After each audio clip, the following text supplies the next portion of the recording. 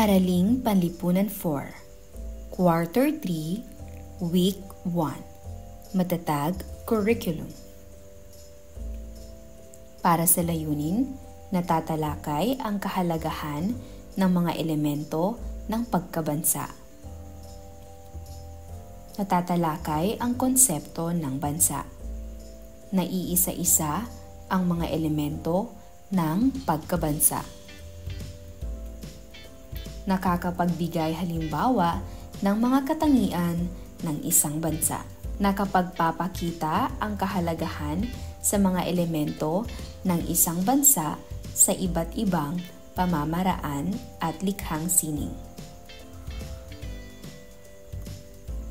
Para sa nilalaman, mga elemento ng pagkabansa. Elemento ng isang bansa, ang Pilipinas bilang isang bansa. Integrasyon, pagkamamamayan, heograpiya ng Pilipinas, mga napapanahong issue, kontekstualisasyon. Para sa unang araw. Gamit ang mapa, tingnang maigi ang mga lugar at tukuyin kung ano ang mga bansa. Narito ang mapa ng daigdig.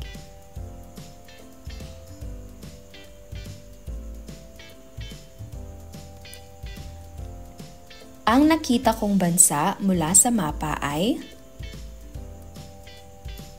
basahin ang dialogo at sagutin ang mga tanong. Paano ba natin nakikilala ang isang lugar bilang isang bansa? Oo nga, gusto ko ring malaman kung may batayan ba upang matukoy ang isang lugar ay isang bansa. Ano ang paksang pinag-uusapan ng dalawang bata? Mahusay, ang paksang pinag-uusapan nila ay kung paano nakikilala ang isang lugar bilang isang bansa at kung may batayan para dito. Sa tingin mo, mahalaga bang magkaroon ng batayan upang matukoy kung ang isang lugar ay isang bansa? Bakit? Tama. Oo, mahalaga ito upang malinaw na maunawaan kung ano ang mga katangian at pamantayan na bumubuo sa isang bansa. May mga tanong ka pa bang naiisip na gustong malinawan tungkol sa paksa? Isulat ito sa patlang. Ano ang mga opisyal na pamantayan o kasunduan sa mundo para matukoy kung ang isang lugar ay maituturing na isang bansa?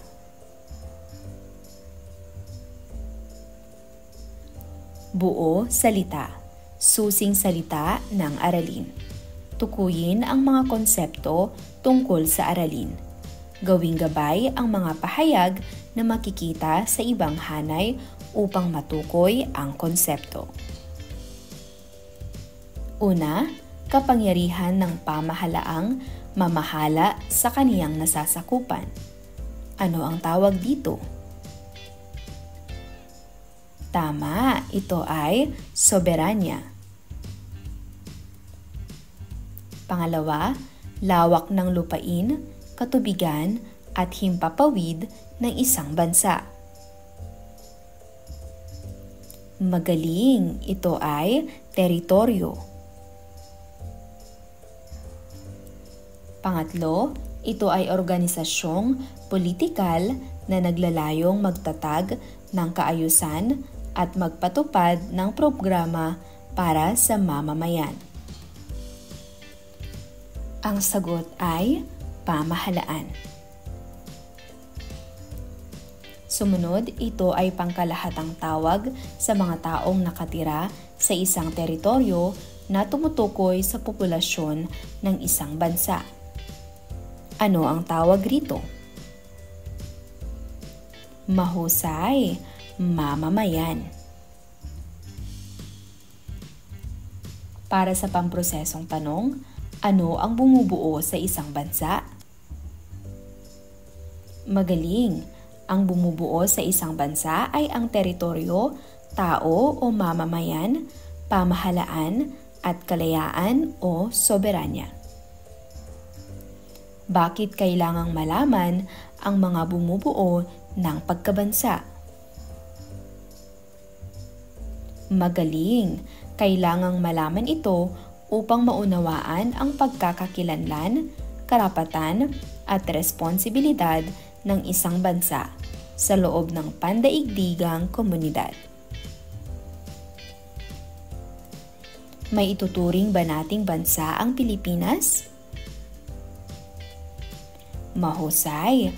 Oo, maituturing ang Pilipinas bilang isang bansa dahil ito ay may sariling teritoryo, mamamayan o tao, pamahalaan at kalayaan mula sa ibang bansa. Para sa ikalawang araw. Mga elemento ng pagiging isang bansa. Mga bansa. Ang ating mundo ay napakalawak na ito ay binubuo ng 7 kontinente: Asia, Africa, Europe, North America, South America, Antarctica, at Australia. Ang bansa ay isang lugar na may naninirahang mga tao na may magkakatulad na kulturang pinanggalingan. Kung kaya, makikita ang iisa o pare-parehong wika, pamana, relihiyon, at lahi. Ang lugar ay maituturing na bansa kapag mayroon itong 4 na elemento upang kilalanin itong bansa o estado. Ang 4 na elemento na ito ay tao, teritoryo, pamahalaan, at ganap na kalayaan o soberanya. Para sa unang elemento, ang teritoryo. Ang teritoryo ay isang mahalagang elemento ng estado. Ito ay tumutukoy sa lawak ng lupain na tinitirhan ng mga tao, kasama na ang katubigan, ilalim ng dagat, himpapawid, at kalawakan sa itaas nito. Bukod sa pagiging tirahan, ito rin ang pinamumunuan ng pamahalaan. Maituturing na isang ganap na estado ang isang bansa kung ito ay may teritoryo o lupang sinakop na dumaan sa legal na proseso, ang pag-aari nito at umaayon sa mga batas na pandaigdig. Kung ito ay susuriin, ang mga bansa sa mundo ay may iba't ibang sukat, laki at lawak. Kung titingnan ang mapa, mapapansin na may mga bansang malalaki ang teritoryo, kagaya ng Canada, USA, India, Russia, at China.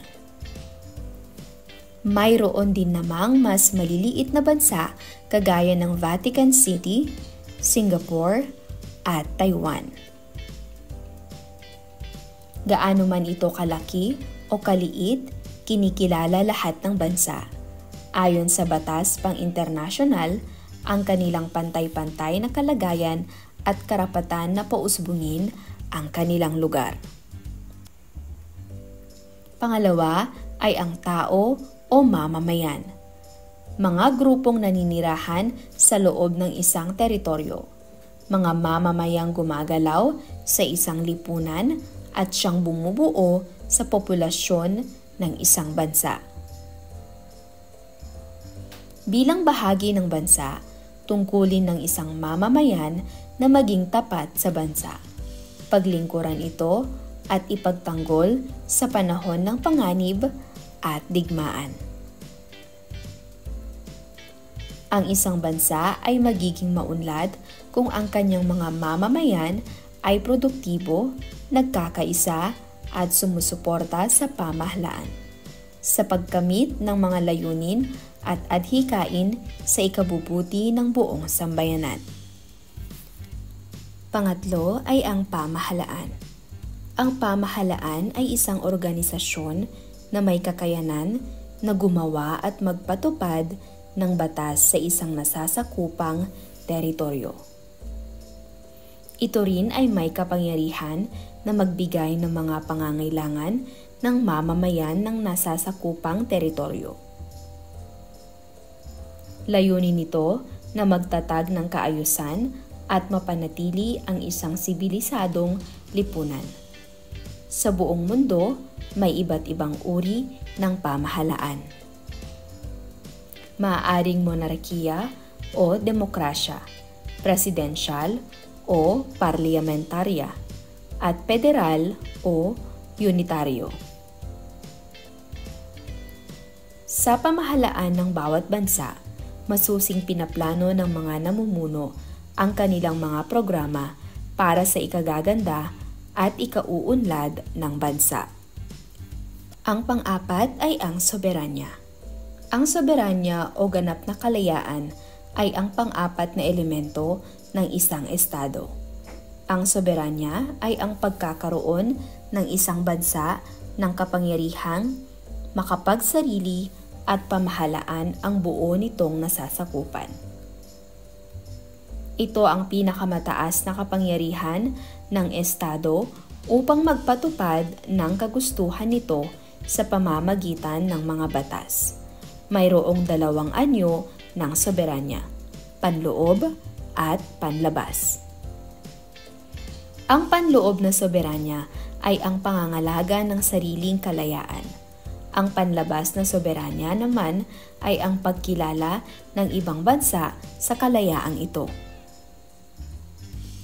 Ang soberanyang panloob ay tumutukoy sa kapangyarihan ng estadong magpasunod sa lahat ng taong naninirahan sa teritoryong nasasakupan nito. Ang pagsasakatuparan nito ay nangangahulugang kaayusan at kapayapaan ng bansa. Kabilang dito ay pagpapatupad ng batas, pagbibigay ng paglilingkod sa mamamayan, pangangasiwa sa likas na yaman, at pagpapanatili ng kalayaan at karapatan ng mamamayan. Ang soberanyang panlabas naman ay ang kalayaan ng bansang itaguyod ang lahat ng nanaising gawain ng bansa patungkol sa ekonomiya, edukasyon, buwis, hanap buhay, at iba pang nag-aambag sa ikauunlad ng bansa. Bukod dito, ang soberanyang panlabas ay nakikita sa pakikipag-ugnayan ng bansa sa iba pang bansa sa pamamagitan ng mga leader.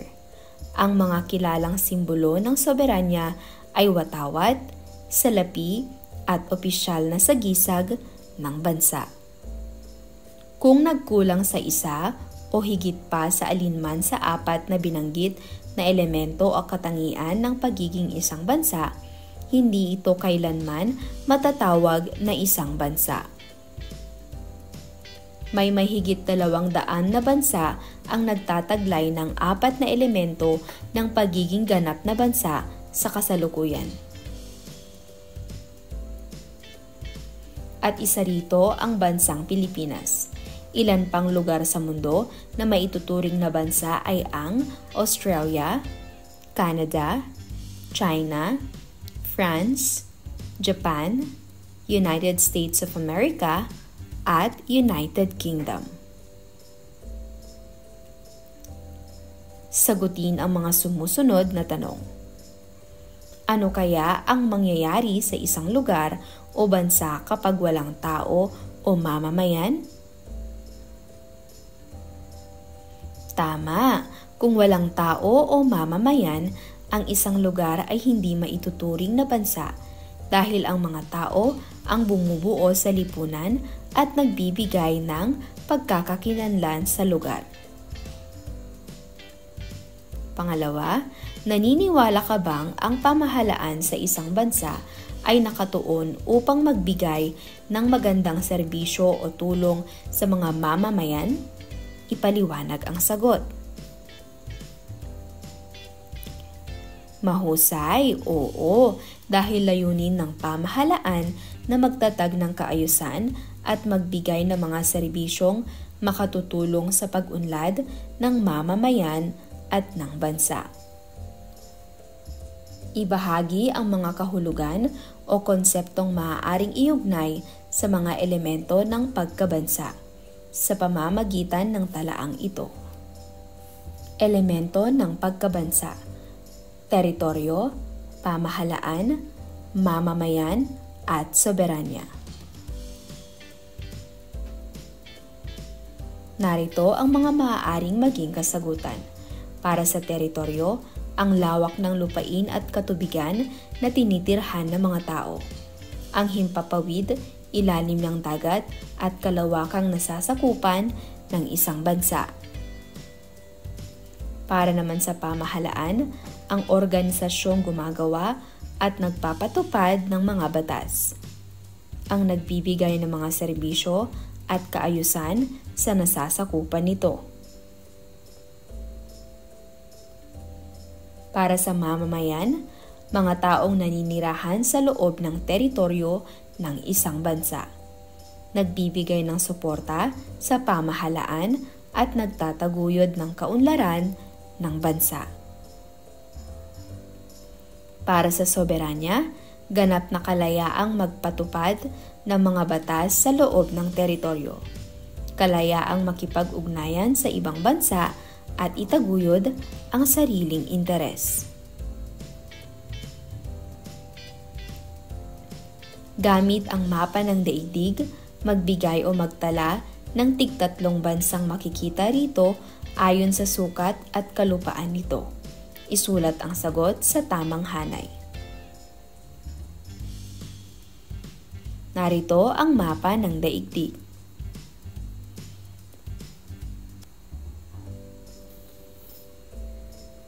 Isulat ang 3 maliit na bansa, mga bansang may katamtamang sukat, at malalaking bansa.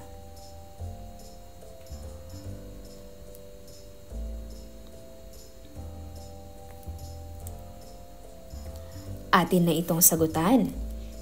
Sa maliit na bansa, maaaring Vatican City, Monaco, at San Mariano. Mga bansang may katamtamang sukat, Japan, Italy, at United Kingdom. At ang mga malalaking bansa naman ay Russia, Canada, and China.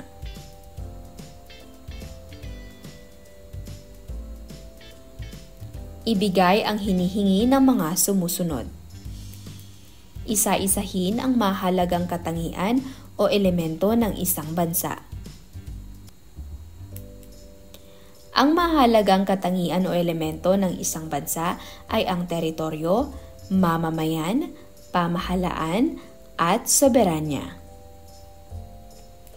Nakikita mo ba ang lahat ng katangiang ito sa ating bansa? Patunayan. Oo, sapagkat ang Pilipinas ay may malinaw na teritoryo, mga mamamayang nagkakaisa, pamahalaang nagpapatupad ng batas, at soberanyang kinikilala sa loob at labas ng bansa. Gaano ba kahalaga ang soberanya o kapangyarihan ng bansang kinikilala sa loob at labas ng bansa? Mahalaga ito upang mapanatili ang kalayaan, kaayusan at pagkikipag-ugnayan sa ibang bansa nang walang panghihimasok. Ano kaya ang mangyayari sa isang bansa kung may kulang sa mga elementong nakatala? Masasabi mo bang ang Pilipinas ay isang ganap na bansa? Ipaliwanag ito.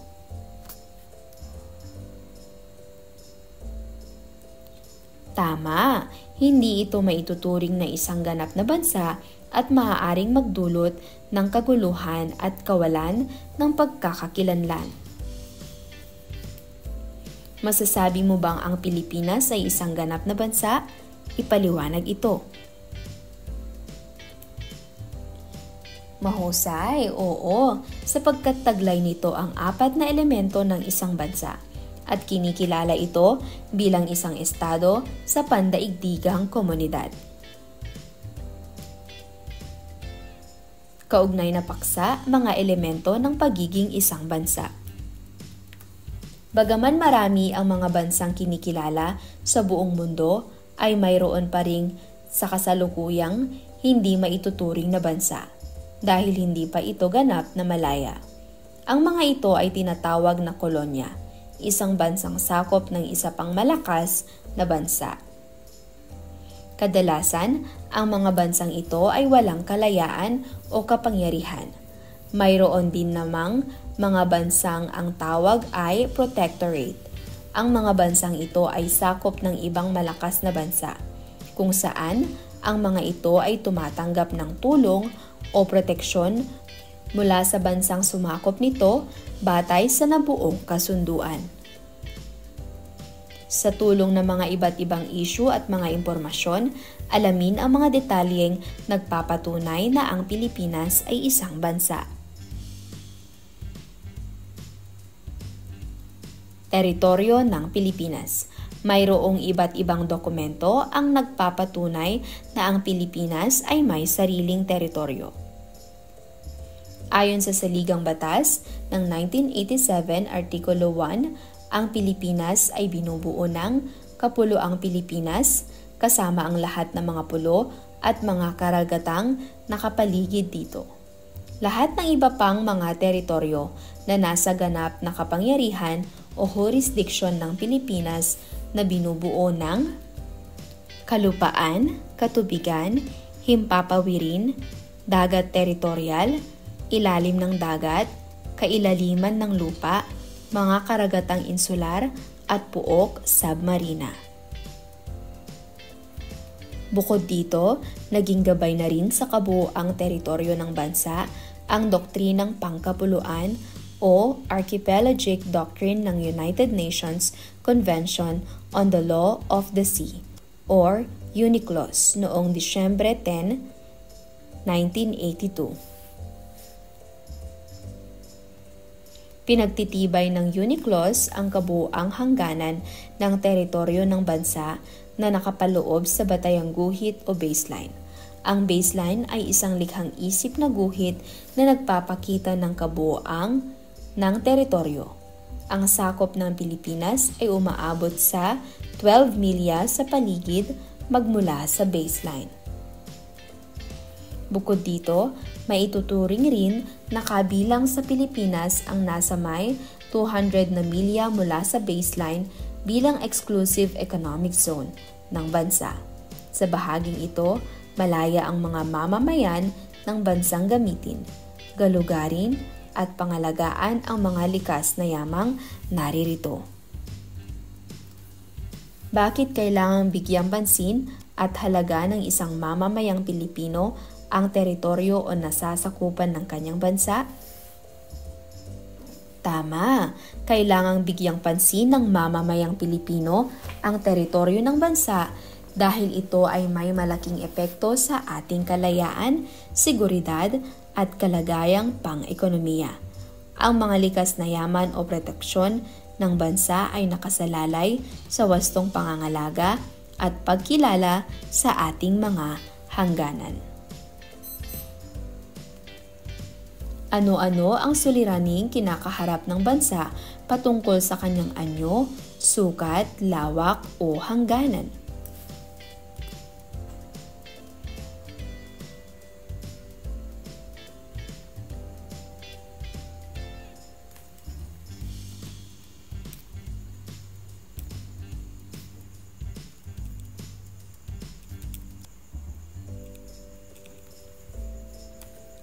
Pilipinas at ang mga mamamayan.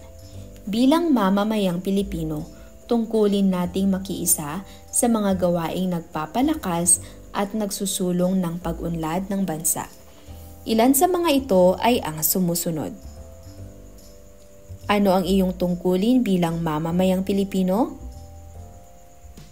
Mahusay, bilang mamamayang Pilipino, tungkulin ko ang sumunod sa mga batas, magbigay galang sa mga karapatan ng iba, at magsikap para sa kapakanan ng aking bansa at komunidad.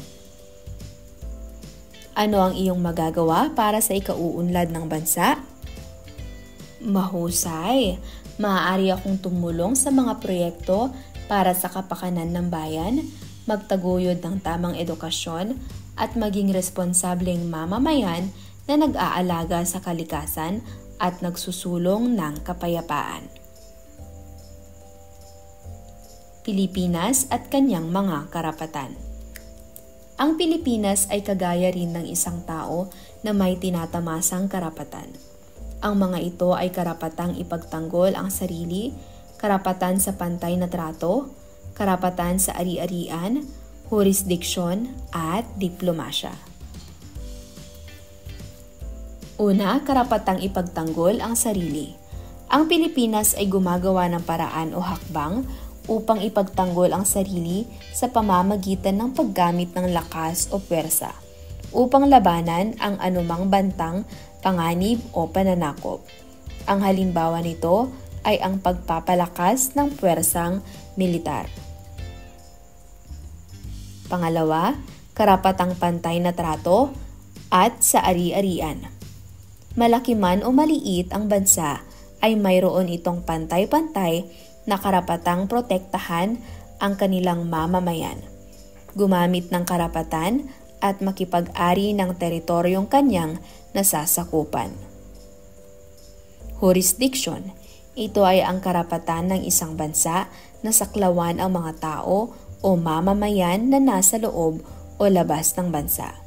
Ito ay isang paraan para mapangalagaan ang mga mamamayan. Sumunod ay ang diplomasya. Ito ay ang pagpapadala ng kinatawan ng bansa upang makipagkasundo sa ibang bansa sa usapin ng pampolitika, pangkabuhayan at pangkultural. Paano ipinagtatanggol ng ating bansa ang kanyang mga karapatan? Tama, ipinagtatanggol ng ating bansa ang kanyang mga karapatan sa pamamagitan ng pagpapalakas ng puwersang militar, paggamit ng diplomasya, at pagtutok sa proteksyon ng ating teritoryo at mamamayan. Bilang isang Pilipino, ano ang karapatang kaya mong ipagtanggol?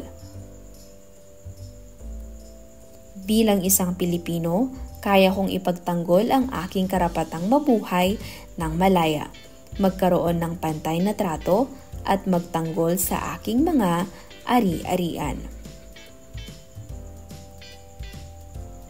Ugnay-unawa.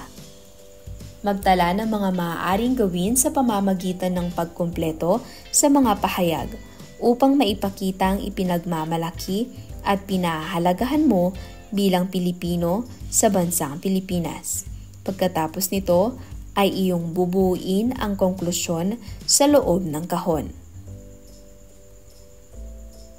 Una, ang pagmamano at pagsasabi ng po at opo sa pakikipag-usap sa mas nakatatanda ay bahagi ng kulturang Pilipinong kailangang. Pangalawa, bilang isang mamamayang Pilipino, kailangang igalang ang kapangyarihan ng bansa. Kaya naman, ipinapangako ko na patlang. Sumunod, bilang isang responsable at mapagmahal na Pilipino, ako dapat ay patlang. Pang-apat, ang pagkikipagtulungan ng ating bansa sa iba pang bansa ay nakatutulong sa atin dahil patlang. Panglima, bahagi ng pangangalaga at pagprotekta ko sa teritoryo ng ating bansa ay ang patlang.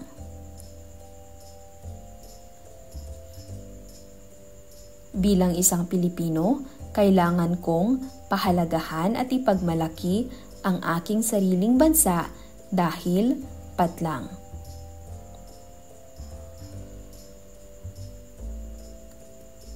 Narito ang maaaring maging kasagutan. Para sa unang bilang, panatilihin at itaguyod upang ipakita ang respeto sa nakatatanda. Pangalawa, susunod ako sa mga batas ng bansa at makikinig sa mga lider ng ating bansa.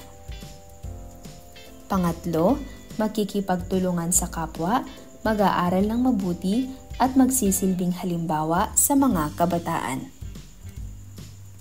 Pang-apat, nagdadala ito ng mga oportunidad para sa kalakalan, edukasyon at kaligtasan. Panglima, pagkilala sa ating mga karapatan at ang pagtatanggol sa ating likas na yaman at hangganan. Para sa ikatlong araw, buuin ang isang graphic organizer patungkol sa elemento ng pagkabansa. Isulat ang mga salita, ideya ukol dito. Maaari pang dagdagan ang patlang kung kailangan. Maaari itong isagawa kasama ang kapwa mag-aaral.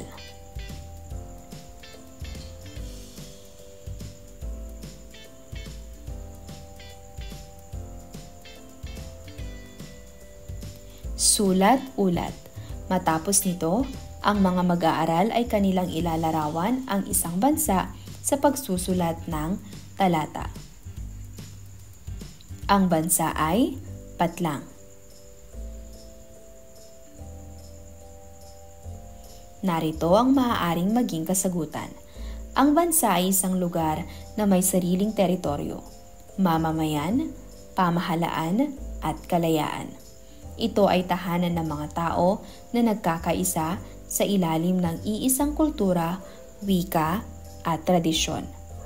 Ang bansa ay may karapatan at tungkuling protektahan ang kanyang mamamayan, likas na yaman at soberanya laban sa anumang banta o pananakop. Sa pamamagitan ng diplomasya, nakikipag-ugnayan ang bansa sa iba pang mga estado upang mapanatili ang kapayapaan at mapalago ang ekonomiya. Ang pagkakaisa at pagmamalasakit ng bawat mamamayan ay mahalaga upang umunlad at maipagmalaki ang sariling bansa sa buong mundo. Pag-aralan ang mga salita at ang kahulugan nito. Gamitin ang mga salita sa pangungusap. Una, elemento, mahalagang bahagi. Pangalawa, ginagabayan, tinutulungan. Organisasyong politikal, samahang politikal. Pinanghihimasukan, walang kalayaan o pinakikialaman. Saklawan, sakupin. Check na check, pag mali, X. Isa-isahin ang mga katangian ng isang bansa. Lagyan ng check ang kahon ng mga pahayag na tumutukoy sa katangian ng isang bansa at ng X ang hindi. Una, mayayamang mamamayan. Binubuo ng isang lahi. Komunidad ng mamamayan. Maraming daanan. Binubuo ng malalaking pamilya. Pang-anim, may pamahalaan. Mataas na gusali, may sariling wika, walang hangganan ang teritoryo, at binubuklod ng kultura at tradisyon. Atin na itong sagutan. Sa unang bilang, X. Pangalawa, X.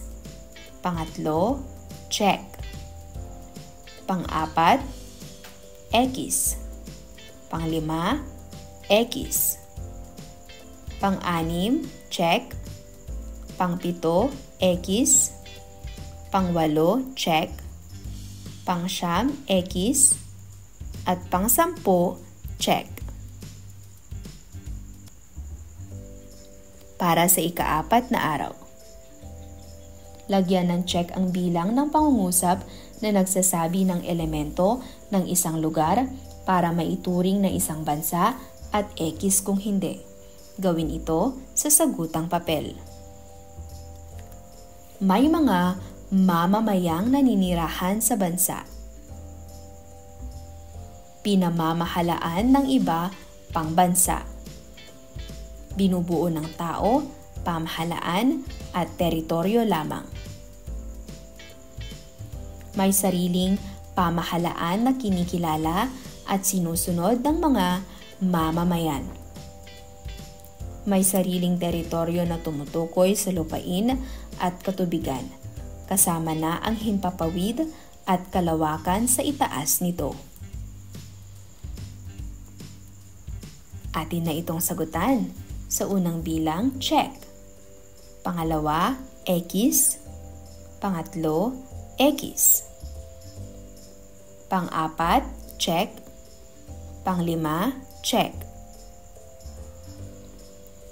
Iguhit ang masayang mukha kung ang sinasabi ng pangungusap ay tama at malungkot kung mali. Ang Pilipinas ay isang bansa. Hindi malaya ang Pilipinas kaya hindi ito isang bansa. Tao, teritoryo at pamahalaan lamang ang kailangan para maging isang bansa ang lugar.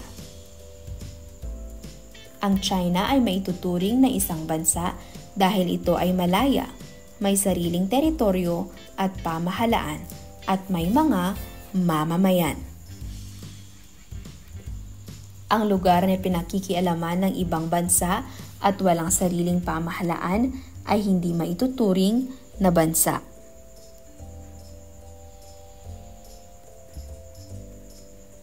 Atin na itong sagutan. Pang-anim na bilang, masayang mukha. Pang-pito, malungkot. Pang-walo, malungkot. Pang-siyam, masaya. At pang-sampu, masaya. Isulat sapat lang ang T kung ang mga sumusunod na pahayag sa ibaba ay tama at M kung ito ay mali.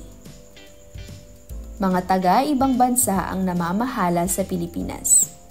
Ang Pilipinas ay matutukoy na isang ganap na bansa. Walang katiyakan ang hangganan ng teritoryo ng ating bansa. Malawak na lupain lamang ang sakop ng teritoryo ng Pilipinas. Hindi kasali sa pag-aari ng bansa ang karagatan at himpapawid. Ang pamamahala ng Pilipinas ay sinasaklawan ng ibang bansa. Isang bansang may ganap na kalayaan ang Pilipinas.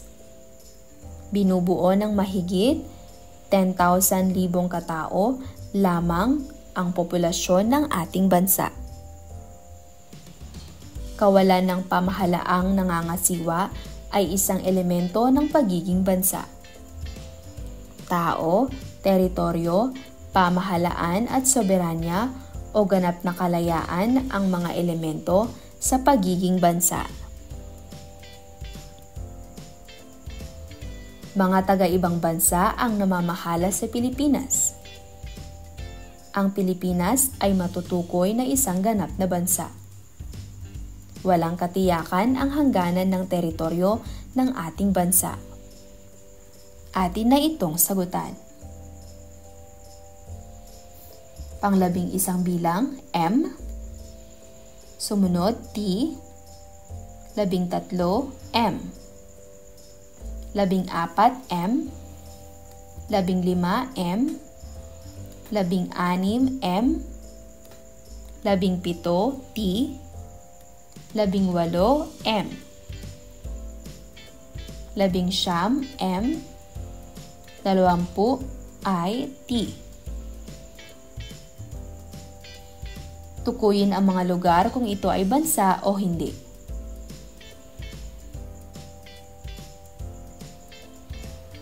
Calayan Islands, Marshall Islands, Cebu, South Africa, Iceland, Africa, London, Hawaii, Vietnam, Philippines, Slovenia, European Union.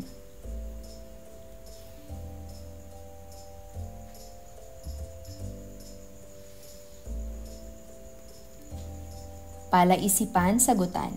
Gamit ang makikitang crossword puzzle, buuin ang mga ideyang nilalarawan, gawing basehan ang pangungusap na makikita. Konsepto ng bansa at elemento ng bansa.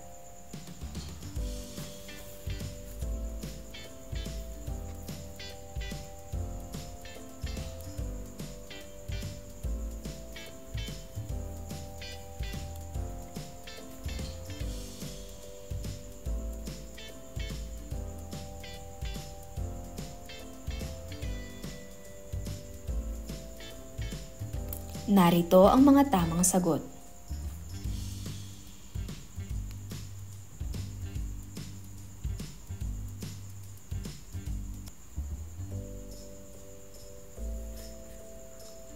Ihambing ang mga elemento ng bansa sa mga elemento ng isang matatawag na pamilya. Kayo ay maaaring magtambal o magkapareha sa pagtatalakay ng gawain.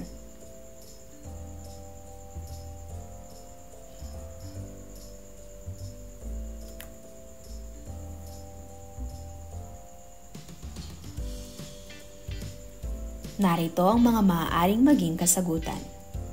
Para sa teritoryo,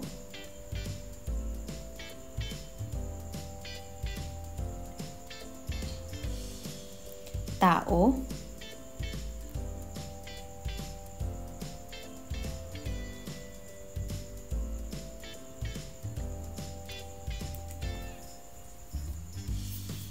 pamahalaan, soberanya.